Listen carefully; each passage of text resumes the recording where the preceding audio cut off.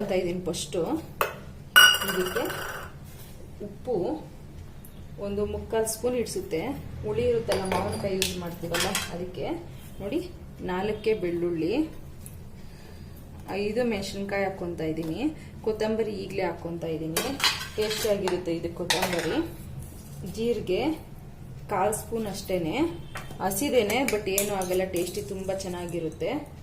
ಕಾಳುಮೆಣಸು 1/4 ಸ್ಪೂನು. ಈಗ ಇದನ್ನ ಮಿಕ್ಸಿಗೆ ಹಾಕೋಣ.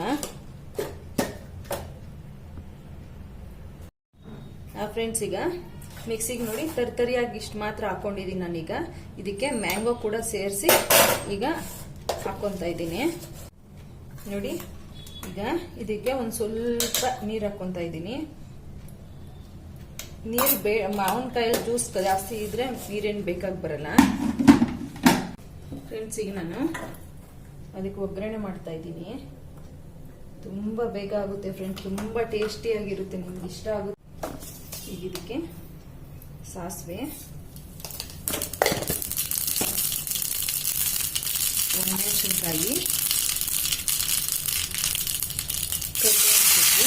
ಫ್ರೆಂಡ್ಸ್, ಈಗ ಒಗ್ಗರಣೆ ಮಾಡ್ಕೊಂಡಿದ್ದೀರಲ್ಲ, ಇದನ್ನ ಇದಕ್ಕೆ ಹಾಕೋಬಿಡೋಣ. ಚಟ್ನಿ ಮೇಲೆ ನಾನು ಚಟ್ನಿನ ಒಂದು ಕಪ್ಪು ತಗೊಂಡಿದ್ದೆ.